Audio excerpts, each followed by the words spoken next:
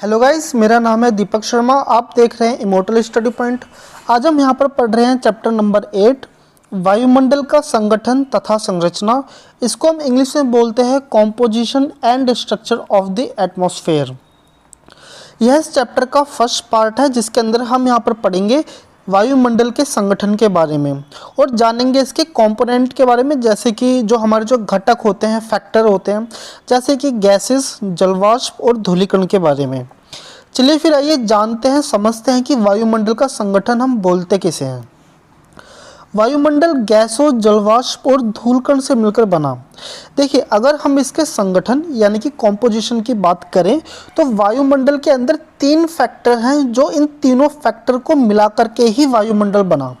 जैसे कि पहला फैक्टर है हमारा गैस, दूसरा फैक्टर है हमारा जलवाष्प, जिसको हम इंग्लिश में बोलते हैं वाटर वेपर बोलते हैं हम इसको, और जो तीसरा जो हमारा फैक्टर है वो है हमारा धूलकण, जिसको हम इंग्लिश में क्या बोलते हैं, डस्ट पार्टिकल्स हम इसको यहाँ पर बोलते हैं। CO2 और जलवाष्प पृथ्वी की सतह से 90 किलोमीटर की ऊंचाई तक ही पाए जाते हैं। देखिए, होता क्या है कि जो CO2 गैस होती है, यानी कि हमारी जो कार्बन डाइऑक्साइड जो गैस होती है, वो और सभी गैसों की तुलना में भारी होती है, जिसकी वजह से इसकी जो एग्जिस्टेंस होती है वो धरातल के आसपास, मतलब ज़्यादा दूर नहीं होती। वहीं अगर हम यहाँ पर जलवाष्प की बात करें यानी कि वाटर वेपर की बात करें तो ये भी क्या होती है, औरों की तुलना में भारी होती है। ठीक है, तो जिसकी वजह से ये धरातल बोले तो हमारा जो लैंड सरफेस होता है, इससे 90 किलोमीटर के अंदर अंदर ही इसकी एग्जिस्टेंस हमें देखने को मिलती है। अगर हम इससे ऊपर की ओर बढ़ते हैं तो हमें इन तरह की जो गैस है, जैसे CO2 हो गया, हमारा जलवाष्प होगा, ये हमें नहीं देखने को मिलेंगी। रेंज क्या है इनकी, 90 किलोमीटर। चलिए फिर आगे बढ़ते हैं। चलिए फिर आइए समझते हैं गैस के बारे में। देखो, गैस को समझने से पहले हम 2 चीज़ों को यहाँ पर समझ लेते हैं। एक है हमारा सोलर रेडिएशन किसे बोलते हैं, और दूसरा कि टेरेस्ट्रियल रेडिएशन क्या होता है। चलिए पहले समझते हैं कि सोलर रेडिएशन क्या होता है। देखिए, मान के चलिए ये हमारी पृथ्वी है और ये हमारा सन है। देखिए, जब सन से डायरेक्ट किरणें जब पृथ्वी की तरफ आती हैं, तब इन तरह की किरणों को हम क्या बोलते हैं, सोलर रेडिएशन। ठीक है, अब यही सोलर रेडिएशन जब धरातल यानी कि लैंड सरफेस के पास पहुंचती है और इसे टकरा करके जब रिफ्लेक्ट होती है, तो ये रिफ्लेक्ट करी गई ये जो किरणें होती है, इनको हम बोलते हैं टेरेस्ट्रियल रेडिएशन, यानी कि पार्थिव विकिरण। तो आप सोलर रेडिएशन को फिर से समझ लीजिए। जब ये अंतरिक्ष में ट्रैवल कर रही होती है और अर्थ सरफेस पे पहुंचने वाली होती है, तब तक ये होती है सोलर रेडिएशन। जब यही सोलर रेडिएशन टकरा करके रिफ्लेक्ट हो जाते हैं, तो इस रिफ्लेक्ट हुई लाइट को हम क्या बोलते हैं, हम इसको बोलते हैं टेरेस्ट्रियल रेडिएशन। ठीक है, चलिए फिर इसको समझते हैं। CO2 क्या होती है, कार्बन डाइऑक्साइड होती है। CO2 सौर विकिरण के लिए पारदर्शी है। देखिए, हमारी जो कार्बन डाइऑक्साइड ये जो गैस होती है, ये सोलर रेडिएशन के लिए कैसी होती है, बिल्कुल ये ट्रांसपेरेंट होती है। लेकिन यही जो CO2 होती है, ये हमारे टेरेस्ट्रियल रेडिएशन के लिए कैसे होती है, अपारदर्शी होती है। ठीक है, यानी कि अगर हम इस गैस का यानी CO2 का अगर हम इसका कैरेक्टरिस्टिक देखें तो सोलर रेडिएशन के लिए क्या ये ट्रांसपेरेंट है, और वही टेरेस्ट्रियल रेडिएशन के लिए क्या है, अपारदर्शी है, यानी कि ये ट्रांसपेरेंट नहीं है। चलिए आगे बढ़ते हैं। CO2 सौर विकिरण के एक अंश को सोख लेती है तथा इसके कुछ भाग को पृथ्वी की सतह की ओर प्रतिबिंबित कर देती है। देखिए, होता क्या है कि जैसे कि मैंने अभी आपको कहा, जो CO2 जो गैस होती है वो भारी होती है। ठीक है, जब हमारे वातावरण यानी कि हमारे जब एटमॉस्फेयर के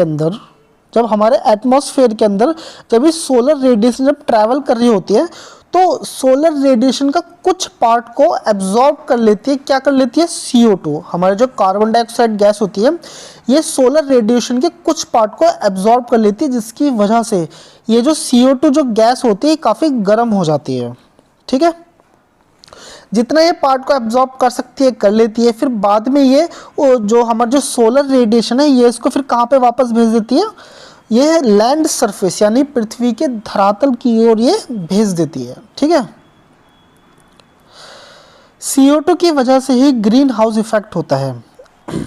देखिए ग्रीन हाउस इफेक्ट मोटे तौर पर होता क्या है कि हमारा जो टेम्परेचर है वो बढ़ रहा है, ठीक है।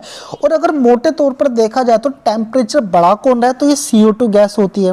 जैसे कि एग्जांपल के तौर पे मैंने अभी आपको ऊपर बताया था कि जो CO2 यानी जो कार्बन डाइऑक्साइड है वो सोलर रेडिएशन से क्या करती है, एनर्जी को एब्जॉर्ब कर लेती है, ठीक है। सोलर जो हमारा जो सौर विकिरण है इसको एब्जॉर्ब कर लेती है, जिसकी वजह से हमारा जो वातावरण है वो क्या होता है, गर्म होता है, ठीक है।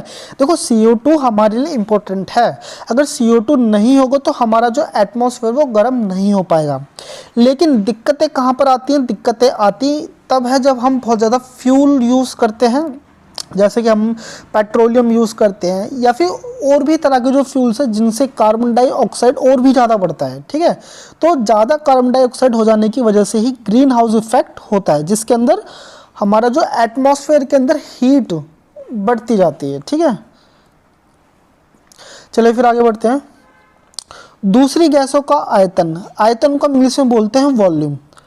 दूसरी गैसों का आयतन स्थिर होता है और वही ईंधन यानी कि फॉसिल फ्यूल्स का अधिक इस्तेमाल करने के कारण CO2 का आयतन बढ़ता जाता है, जिसके कारण तापमान भी बढ़ता है।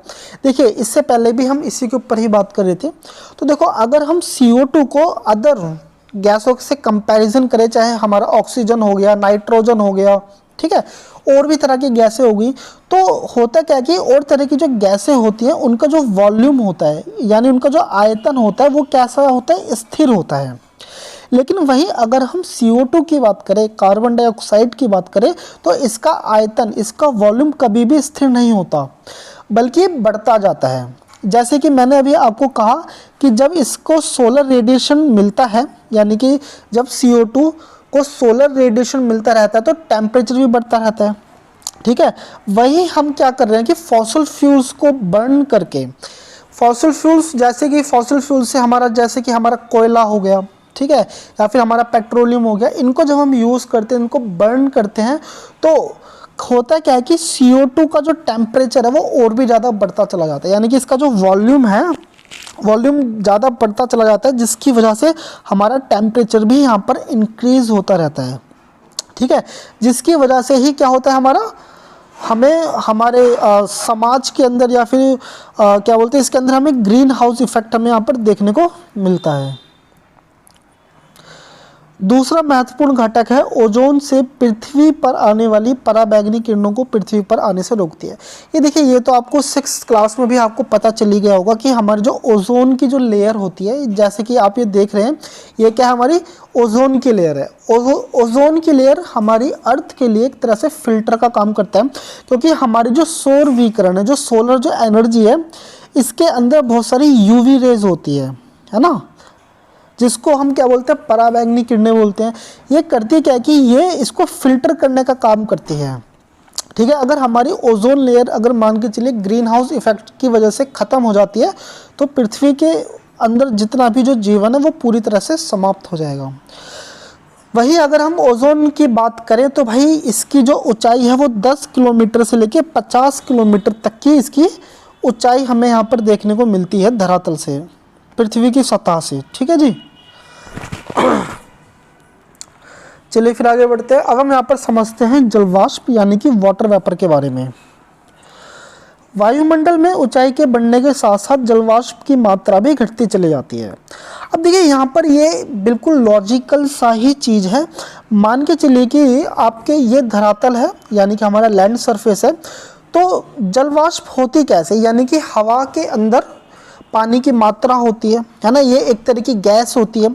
अब पानी की मात्रा होगी तो इसकी वजह से क्या होगा, इस तरह की जो गैस होगी वो कैसे होगी, वो भारी होगी, ठीक है। वाटर वेपर हमेशा क्या होता है, हवा के अंदर होता है, भारी होगी, जिसकी वजह से जैसे जैसे आप ऊंचाई पर जाते जाओगे यानी कि हाइट बढ़ती जाएगी तो वैसे वैसे जलवाष्प की मात्रा भी घटती चली जाती है, क्योंकि जलवाष्प यानी कि वाटर वेपर भारी हो जाने की वजह से ये धरातल से ज़्यादा दूर स्थित नहीं हो सकती।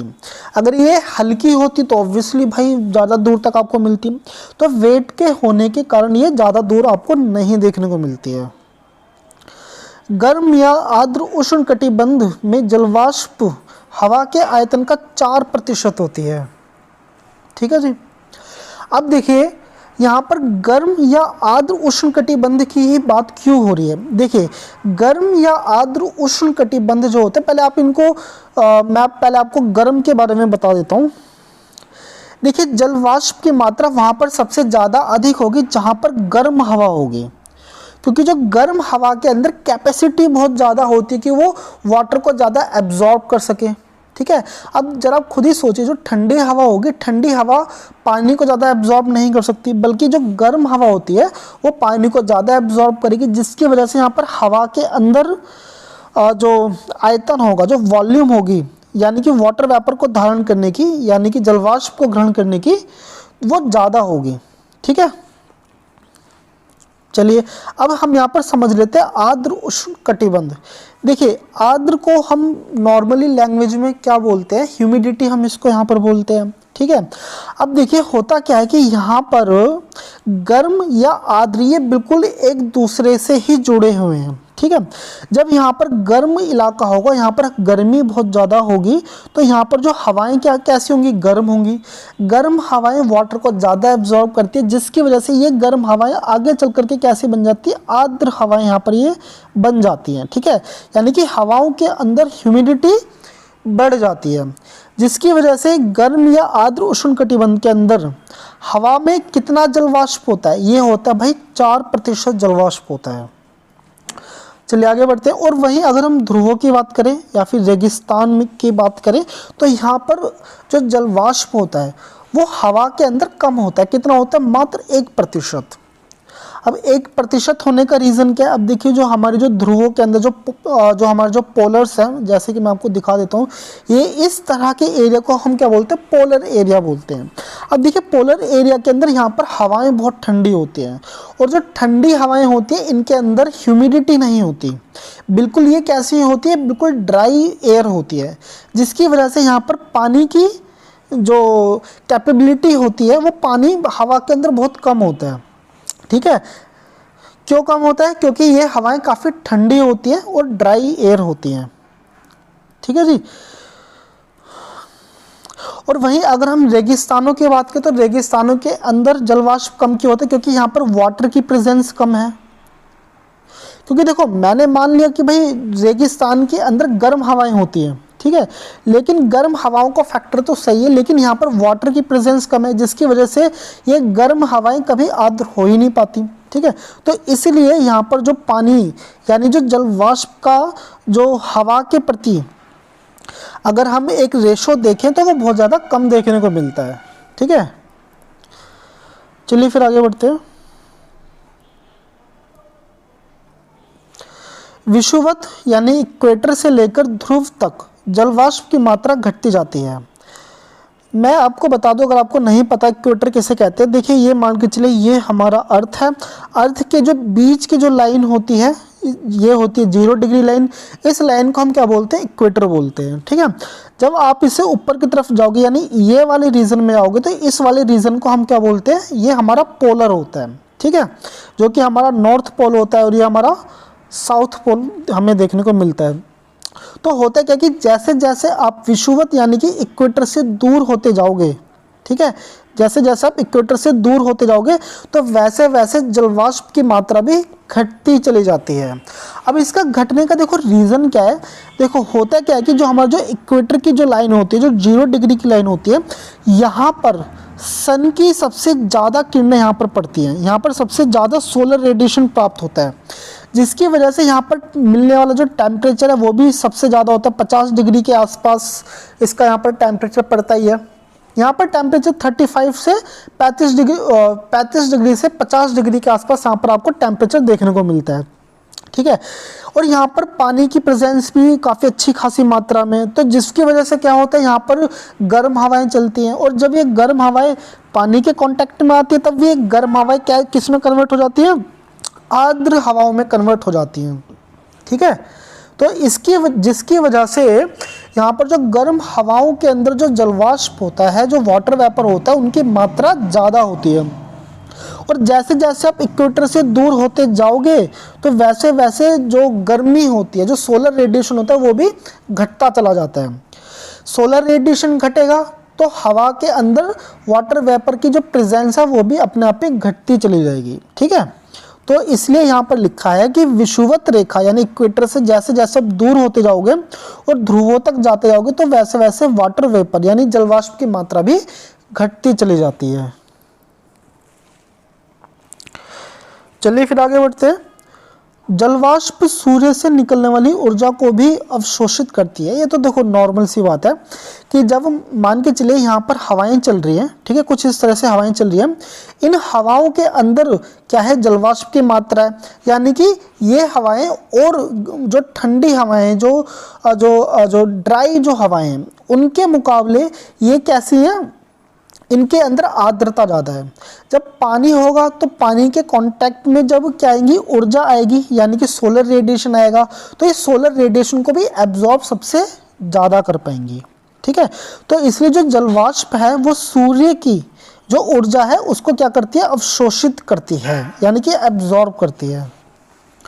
और यह पृथ्वी से निकलने वाली ऊष्मा को भी सोख लेती है, जिसके कारण पृथ्वी ना तो जरूरत से ज़्यादा गर्म होती है और ना ही ठंडी होती है। अब देखिए यहाँ पर जो पृथ्वी से निकलने वाली ऊष्मा कौन सी है, तो भाई ये है टेरेस्ट्रियल रेडिएशन। ठीक है, टीआर, ये है हमारी टेरेस्ट्रियल रेडिएशन। टेरेस्ट्रियल रेडिएशन कौन सी होती है, जब सोलर रेडिएशन हमारी पृथ्वी पर आती है, धरातल से टकराती है, ये जमीन हमारी जो धरातल है ये जिसको जितना एब्जॉर्ब कर सकती है कर लेती है, फिर जब इसको रिलीज कर देती है तो ये क्या होती है, टेरेस्ट्रियल रेडिएशन। अब देखिए टेरेस्ट्रियल रेडिएशन जब ऊपर की तरफ जाएगी तो ऊपर क्या होती है, हमारे बादल होते हैं, हवाएं चलती है। ठीक है, अब ये जो जलवाष्प वाली ये जो हवाएं हैं ये इस तरह की जो ऊर्जा को भी एब्जॉर्ब करने का काम करती है। तो हमारा जो जलवाष्प है वो solar radiation SR solar radiation को भी एब्जॉर्ब करता है और टेरेस्ट्रियल रेडिएशन को भी एब्जॉर्ब करता है, जिसकी वजह से हमारी पृथ्वी ना तो बहुत ज़्यादा ठंडी होती है और ना ही बहुत ज़्यादा गर्म होती है।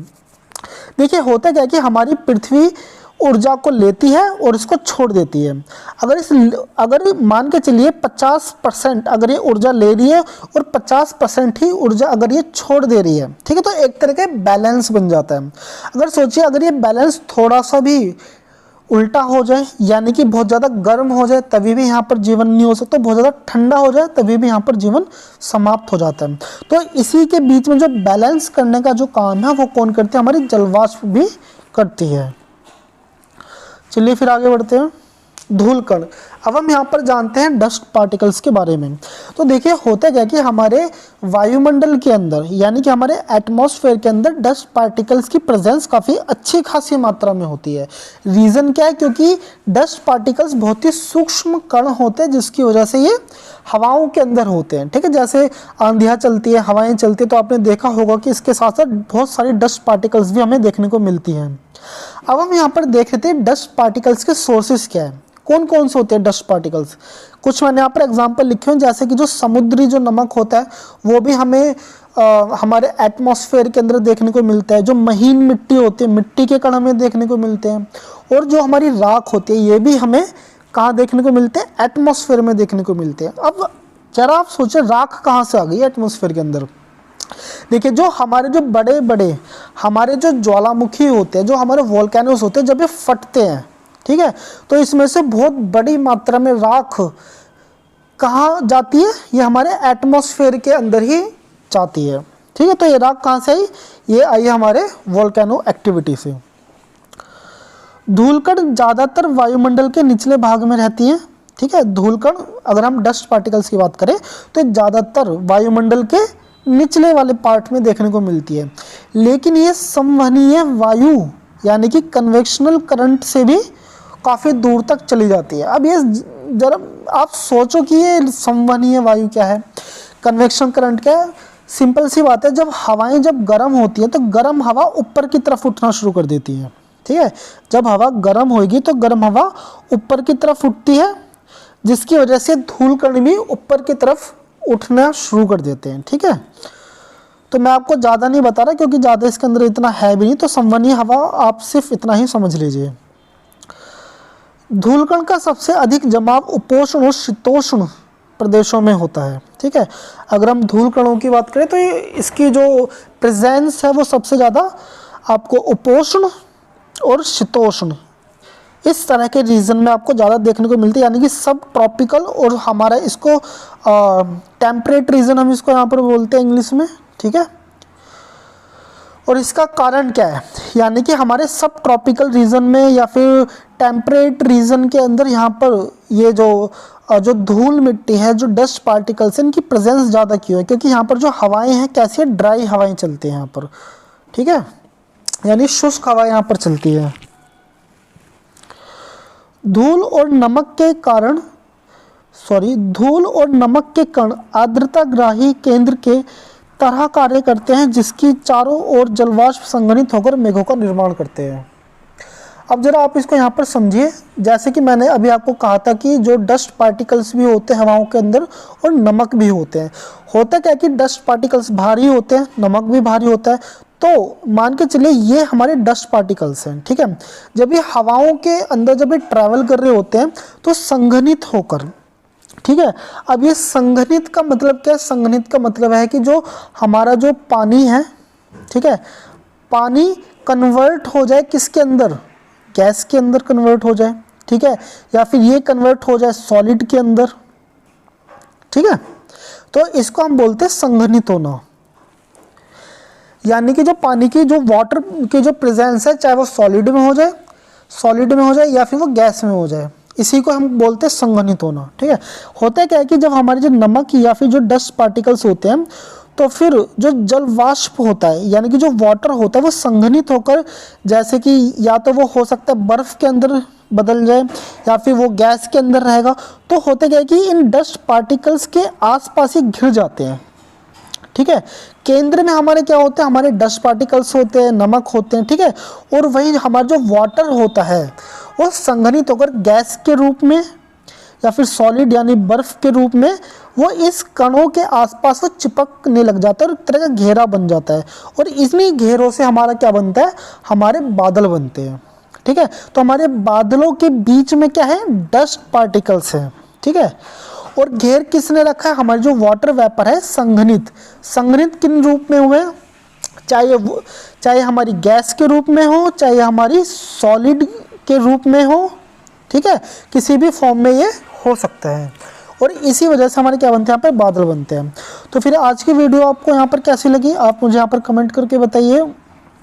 नेक्स्ट वीडियो में हम जानेंगे वायुमंडल की संरचना, यानी कि स्ट्रक्चर ऑफ द एटमॉस्फेयर को हम यहाँ पर पढ़ेंगे। वीडियो आपको यहाँ पर टाइम टू टाइम मिलती रहे, उसके लिए आपको करना है सब्सक्राइब। चैनल को सब्सक्राइब कीजिए, वीडियो को लाइक कीजिए और कमेंट कीजिए। वीडियो को यहाँ तक देखने के लिए धन्यवाद।